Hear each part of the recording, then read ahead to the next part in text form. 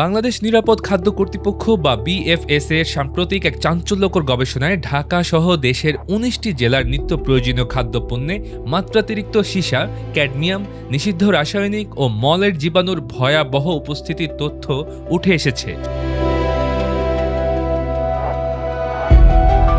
সংস্থাটির প্রতিবেদন অনুযায়ী রাজধানীর বাজার থেকে সংগ্রহ করা সবজিতে ১.১৬ থেকে ২.৩৭ পিপিএম সীসা এবং ০.৩৩ পিপিএম ক্যাডমিয়াম মিলেছে।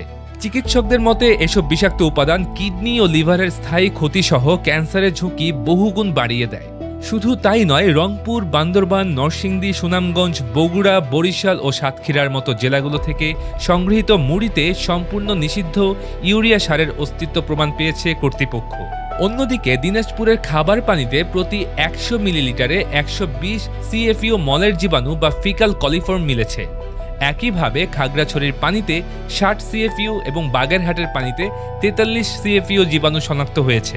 ভেজালের এই ভয়াবহ চিত্র থেকে বাদ যায়নি শিশু খাদ্য। বরিশালের মিল্ক পাউডারে সীসা, বিভিন্ন বিস্কুটে নিষিদ্ধ রাসায়নিক এবং চানাচুরে বিষাক্ত আফলাটক্সিন ও অনুমোদিত মাত্রার চেয়ে বেশি লবণ পাওয়া গেছে।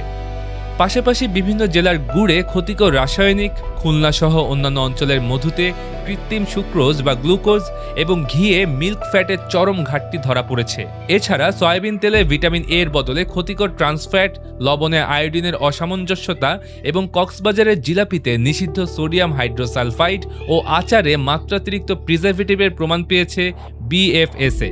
এই নাজুক পরিস্থিতি প্রসঙ্গে কনজিউমার্স অ্যাসোসিয়েশন অব বাংলাদেশ বা ক্যাবের ভাইস প্রেসিডেন্ট এস.এম. নাজের হোসেন জানান, ১৯৭৪ সালের বিশেষ ক্ষমতা আইনে খাদ্যে ভেজাল দেওয়া সর্বোচ্চ শাস্তি মৃত্যুদণ্ডের বিধান থাকলেও আইনের সঠিক প্রয়োগ না থাকায় সাধারণ মানুষ প্রতিনিয়ত এই স্বাস্থ্য ঝুঁকির মুখে পড়ছে। Multimedia desk, Dinajpur TV.